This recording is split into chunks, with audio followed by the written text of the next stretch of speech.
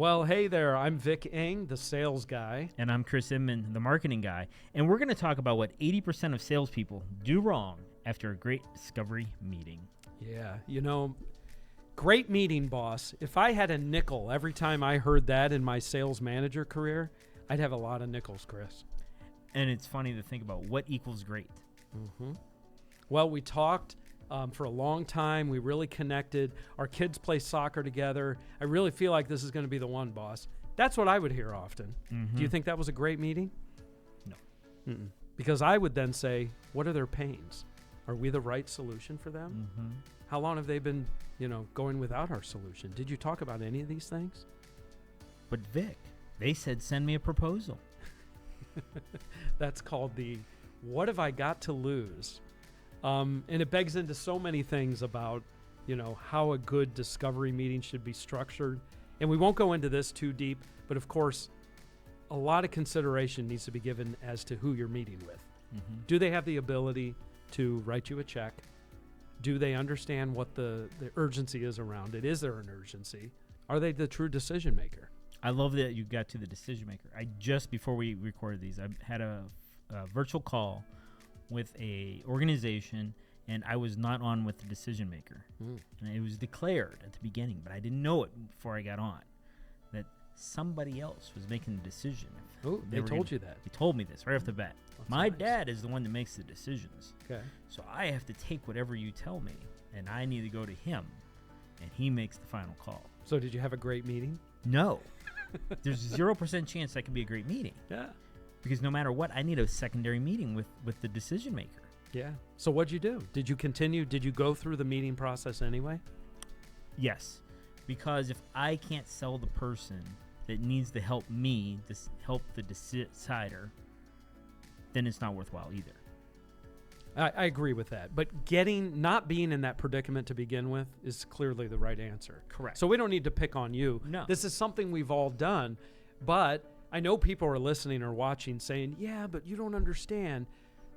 But I'm telling you, these are people who cannot say yes. They can only say no. Correct. So how many of those meetings do you want to have? And if you have a lot of those meetings, salespeople, you're just selling to the wrong person. Correct. This is why I stole your business through the years. Yeah. Right? Well, it is true. I was meeting with the Because boss. if they always say maybe, right, they can never get a definitive answer until after. And at the end of the day, that maybe is only dependent on how strongly they want to hire you and your product or service. So now there's a middleman in between you and the sale. That's it. And it's all pure luck of time and everything. Because who knows, somebody could be walking down the hallway and be like, you know what, we should be doing this. And they're like, we should spend that money on that instead of this other thing. And instantly you're out the door. You don't even have an opportunity. That's it. Well, and I'll also add this. Sometimes the people you might be meeting with have the most to lose by a really good solution. Because the status quo could be how they are earning their keep. Mm-hmm. I'm just saying, we're not here to have anybody lose jobs, but I've certainly been in plenty of scenarios where the problem was the person who was telling me very loudly, hey, I'm going to be the one making the decision here. Kudos to your person for not telling you that, because usually that's what they do. Yes. So, all right, well, let's just say there is a good meeting and it checks all the boxes. Okay. Meeting with the right person, great meeting. How do 80% of salespeople miss the opportunity still after a great meeting? Well, you're the salesperson, but I would think you're not scheduling a follow-up. Yeah. Let's take the scenario, which is a common one, of taking the bait, as I like to say, of having them say, well, just send me over a proposal or pricing. When I work with clients who find themselves in that proposal purgatory, I think as we recently heard it called at a meeting we were at, great networking meeting all about proposal purgatory, but not falling into that trap to begin with is the real solution. And here's what I was going to say. What I challenge my customers is think of the last great deal you sold and think of the last two before that. So 3 great deals that you sold.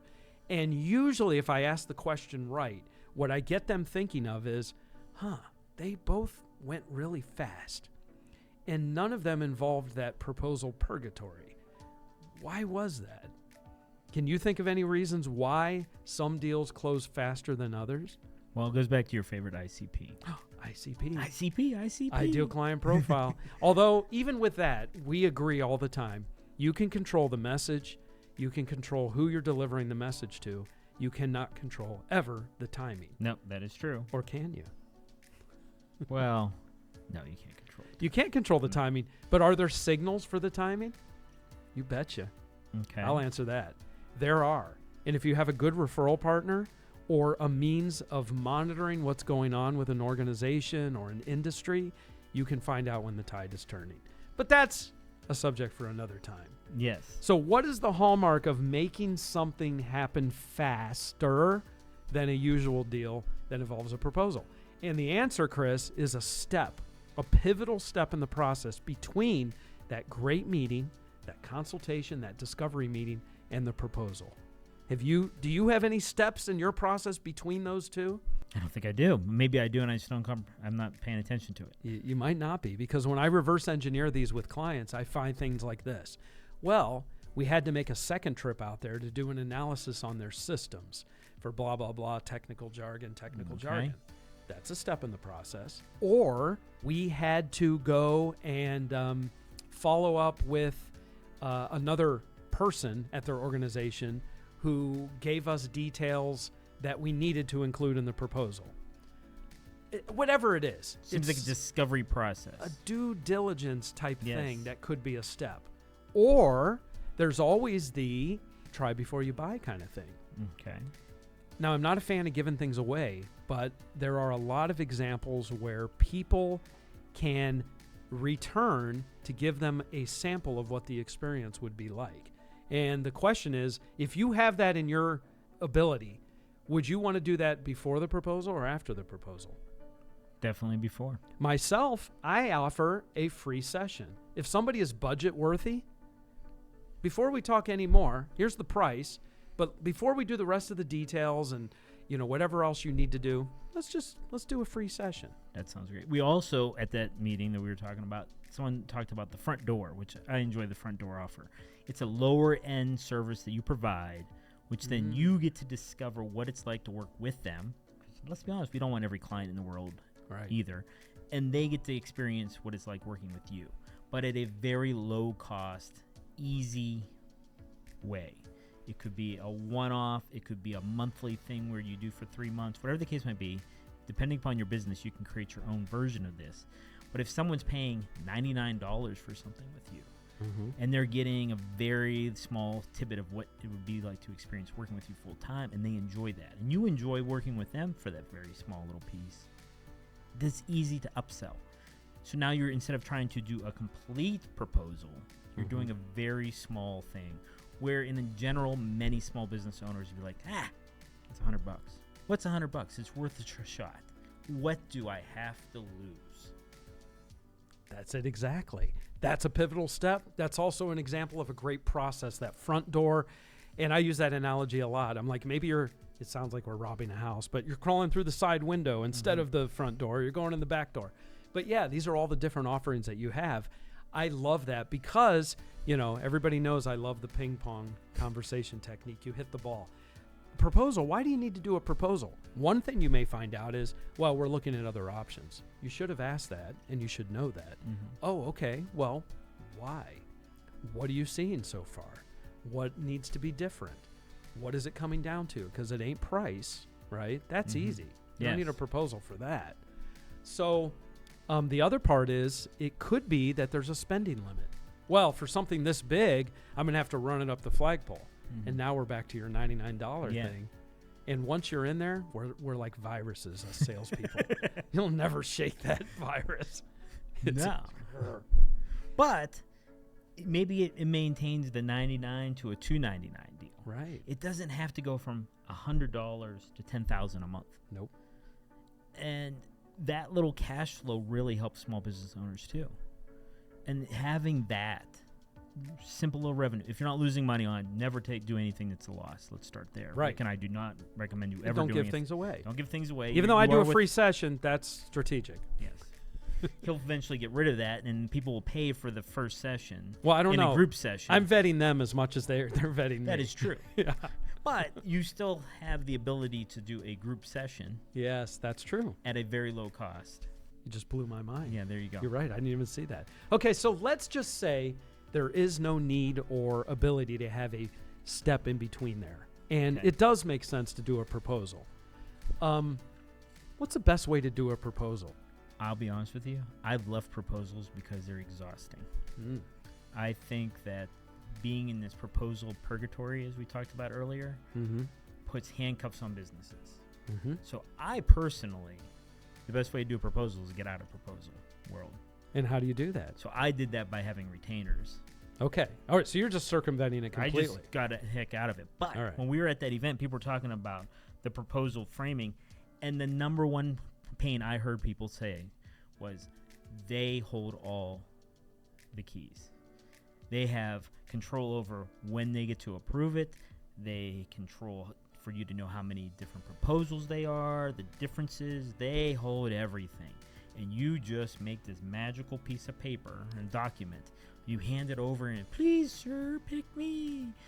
And that's it. You're done. There's no follow-up. There's no further conversation. There's no meetings of review of a proposal.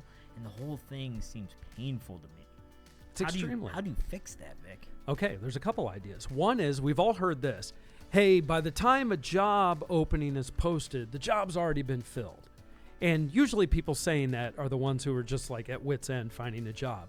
But there's truth in that because what's going on? HR has a process. Recruiting team has to do their thing. But whoever's making the hire decision could very well already have their candidate. Mm-hmm. So let's now apply that to the world of proposals. Is it inconceivable that they already know who they're going with and that they have to just go through the game of a proposal? Yes. Oh, 100%. 99% of the time. Yes. I bet that's the case. And again, I like to brag that I've had a good sales career. And when I was running circles around my competitors, how many times was I in proposal purgatory? Not a whole lot, because they were telling me, I was getting calls like this. Hey, thanks for your proposal, you idiot. You messed up one important thing. Go change it. Like, that's a sure sign you won. They didn't really call me. Well, maybe they did call me an idiot. Yes. But that means that mine was not just one in the stack. Mm-hmm. Mine was the winning proposal. But here's a better way. Let's say that it's not a scenario where there's a need for multiple bidders, because sometimes that is a requirement. Yes. And you can still understand their pains. That's where I'm going to come back to in a second. Mm-hmm. Really understand what needs to be done and build a consensus among the group that you are the true offering. But let's just say it's simple. It's me selling to you, business owner to business owner. And you go, okay, because you're wired this way from corporate America abusing you for decades. You go, fine, write it up and send it over to me. Yes. And I go, even better. You told me a minute ago you hate the idea of reviewing proposals. Is that not true, Chris? And you go, yeah, Of course. I go, great. Well, how about I come back tomorrow, 2:00, and we'll just walk through this and we'll knock this thing out in 10 minutes. Or we can hop on a video call. Yes. And we'll go through it. And I'll tell you in a second what the opening line of that proposal is going to be. But what I'm not going to let him do is go, well, just send it over to me. I'm going to go, why? You told me you don't want to do that. Is something else going on? Do you already have a winner and it's not me? So you can overcome that. And I'm going to go, Chris, this is easy. Because if I get something wrong, we can change it right away. Yes. That's the key right there. How many times have you had to discuss something with a client and one change made all the world in the difference? Yes. Payment terms, whatever. Yes. Whatever the case might be. And Easy. it's so much easier. Not if you're in the stack. No. Not if you're in the stack. And the other thing is, if you're in the stack and you're just generic and you look like everybody else, because you're not having that real conversation of how to make your proposal be about them, not about you. That's it. It becomes very difficult.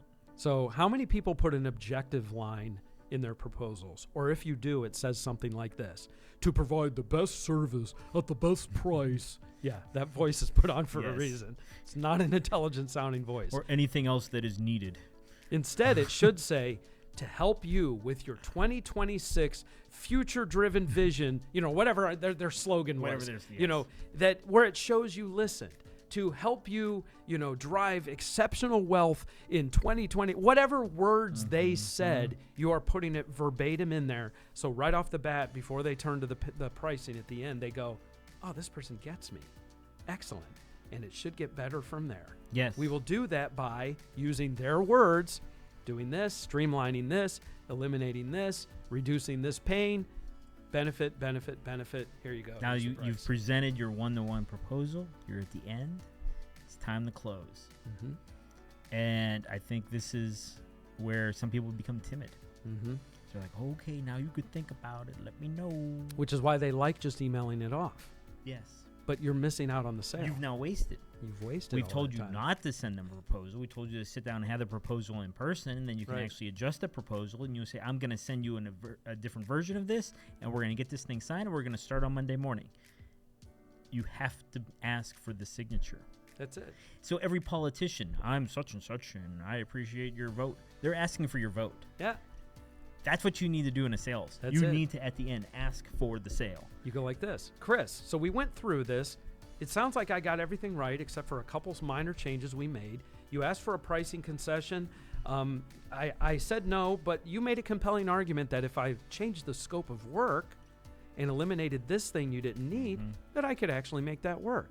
So are you happy with the way this proposal looks now, Chris? Looks beautiful. Okay. Is there any reason why you wouldn't move forward? Because you had told me that if we could nail this, that you're ready to go now. That if you don't do this, things are just going to get really bad in your world.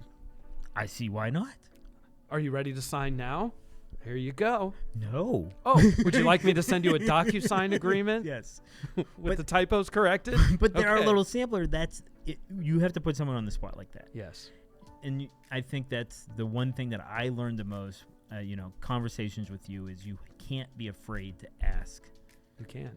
And the person on the other side, if they say no, you need to just accept it or ask why not. Ask why not. But don't get yourself in that scenario because there were signs. If you ended up, well, if they're meeting with you, this already looks good. Yes. So, but did you all pick up on the magic phrase? You had said, you told me, Yes. like, oh, why wouldn't you do this? You told me that if I could be at this. Now, if it sounds like I'm pleading, I'm not against that. But it's just using logic and maybe enough emotion to go, but if you don't, I don't understand. What's going on? What's changed? Yes. Any question like that Correct. keeps the dialogue going. Why would we not? We've gone through all of this. We've spent this time together. We've ironed out all those minor details that both sides are going to be happy with. You know that we can take care of this issue.